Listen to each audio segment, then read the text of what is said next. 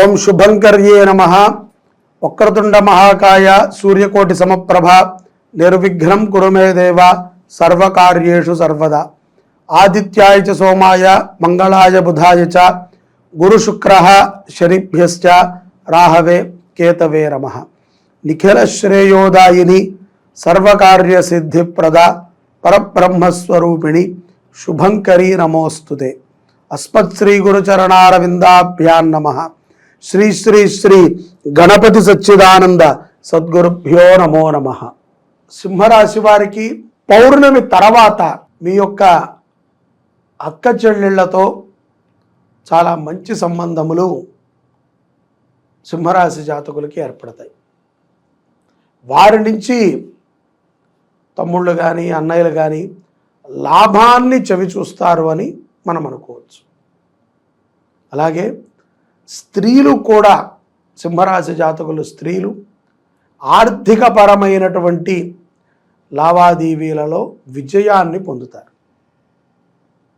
ఎవరైనా సరే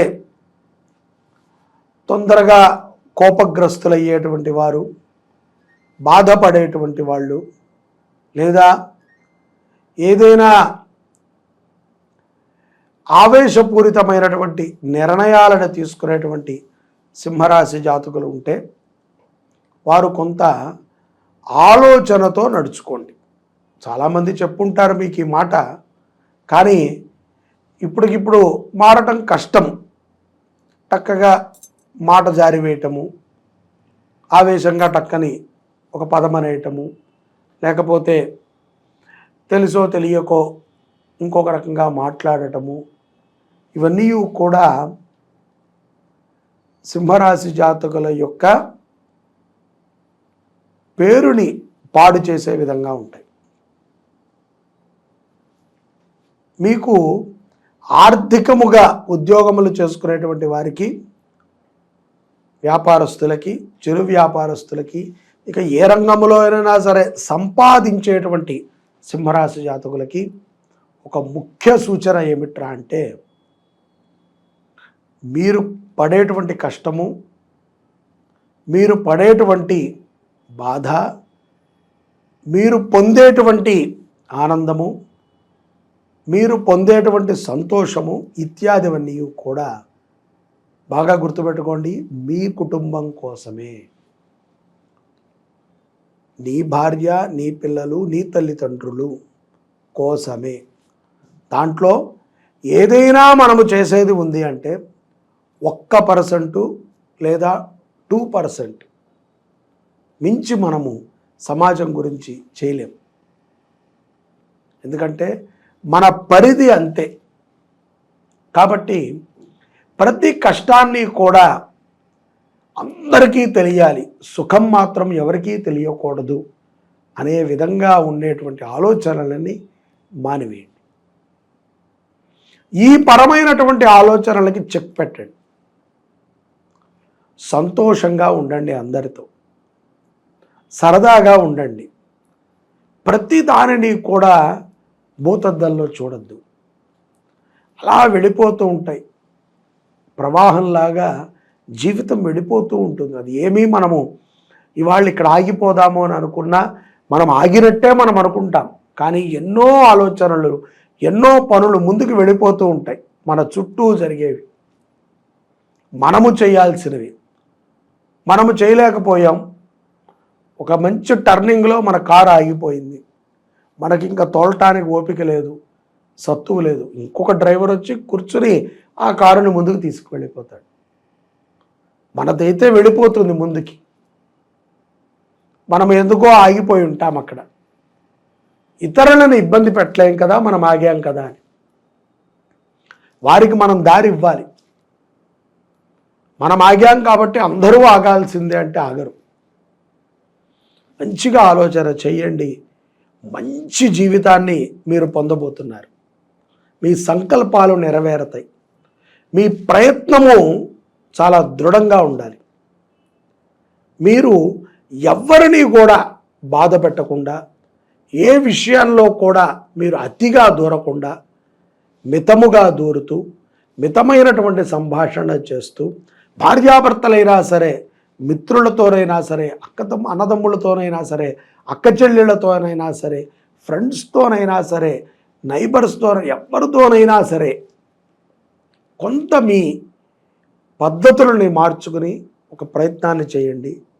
తప్పనిసరిగా సింహరాశి జాతకులు విజయాన్ని పొందుతారు.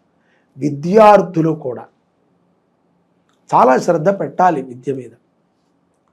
చదువు మనం ఎంత శ్రద్ధ పెట్టి చదివితే, ఎంత బాధ్యతగా చదివితే, ఎంత గట్టిగా మనము దాని మీద మనం చదువుకోగలిగితే మన జీవితం అంత బాగుంటుంది.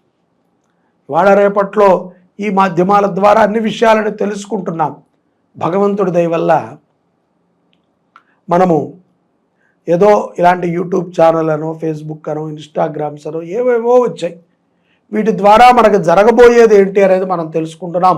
జరిగితే జరుగుతుంది, లేదంటే లేదు, అంతే. ఎవరూ బలవంతంగా దేన్ని చూడమని చెప్పరు. మనమే చూస్తాం, మనమే తిడతాం, మనమే పొగుడుతాం, మనమే దాని నుంచి ఇగ్నోర్ చేస్తాం. ఇదంతా మనమే చేస్తున్నాం. మన సమయాన్ని వృధా చేయకూడదు. సత్కర్మల మీద శ్రద్ధ పెట్టండి. ఎవరికైనా సరే మనము సమాజంలో సహాయయుక్తంగా ఉండాలి, బాధ్యతను తీసుకోవాలి. ఎవరికైనా సరే మనము ప్రశంసనీయంగా ఉండాలి, ఆవేశపూరితంగా ఉండకూడదు. అలాగే పౌర్ణమి తర్వాత కోర్టు వ్యవహారాల యందు, వైద్యశాలల యందు కూడా విజయాన్ని పొందుతారు. అంటే ఏదో ఒక పెద్ద రోగం వచ్చిందనో, లేకపోతే ఇంకొకటి ఏదో జరుగుతుందనో మీరు అనుకుని ఉంటారు. కానీ తీరా చూస్తే అక్కడ ఏమీ ఉండదు. కొంత మితమైనటువంటి ఆహారాన్ని తీసుకోండి. అదొక్కటి కూడా సూచన మీకు. ఎందుకంటే ఆహారము నుంచి జీర్ణము కాలేదనో, ఇంకొకటనో క్షుత్బాధలని పౌర్ణమి తర్వాత సింహరాశి జాతకులు పొందుతారు.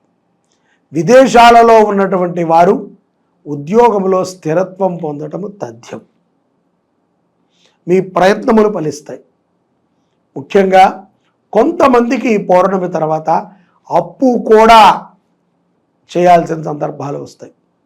అయినప్పటికీ ధైర్యంగా అప్పు చేయండి. ఎంత ధైర్యంగా అయితే కనుక అప్పు చేయగలిగారో అంతకి 100 ధైర్యంతోనే అప్పుని తీర్చండి. ఎంతుంటే తృప్తి అండి. ఎంతున్నా ఇంకొంత ఉండాలి అని కోరుకుంటాం. ఎంత తిన్నా మన పొట్టలో పట్టేంతే మనం తింటాం. కానీ సంపాదన అలా కాదు. ఎంత సంపాదించినా ఇంకొక చోట దాచొచ్చు, ఇంకొకటి కొనొచ్చు, ఇంకొకటి చేయొచ్చు అనే ఆలోచనలు పెరుగుతూ ఉంటాయి. ఎక్కడ ఆగవు కదా.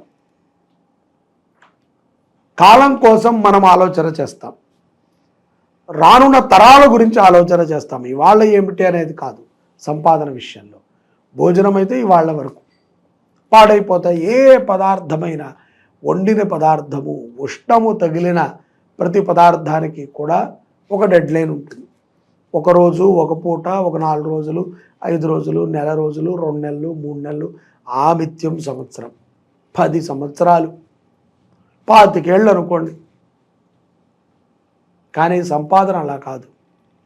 ఇవాళ 1 కోటి రూపాయలు సంపాదిస్తే మా మనవడు తింటాళ్లే, లేకపోతే నా కూతురు తింటుందిలే, నా కొడుకు తింటాళ్లే అనేటువంటి దృక్పథం. నేను అనేది ఏంటంటే సంపాదించటం ప్రధానమే, దాన్ని అనుభవించటము కూడా చాలా ప్రధానం. అనుభవం మీరు కూడా పొందండి. ఎవరి కోసమో తర్వాత మనకి ఎక్కువైతే అప్పుడు వాళ్ళు అలా అని చెప్పి మొత్తం అప్పులు పాలవ్వండి అని అనట్లా. సుఖముగా జీవించండి, సంతోషంగా జీవించండి, ఆనందంగా జీవించండి. ముఖ్యంగా సింహరాశి జాతకులు ఈ యొక్క డిసెంబర్ మాసంలో సుబ్రహ్మణ్య ఆరాధనతో పాటుగా అన్నదానము చేయటము చాలా గొప్ప ఫలితాలని, ఎన్నో పాపాలని కూడా నివృత్తి చేస్తుంది అని మీకు తెలియచేస్తున్నాను. సర్వే జనాః సుఖినో భవంతు. అన్నదానము చెయ్యండి, సుబ్రహ్మణ్య ఆరాధన చెయ్యండి.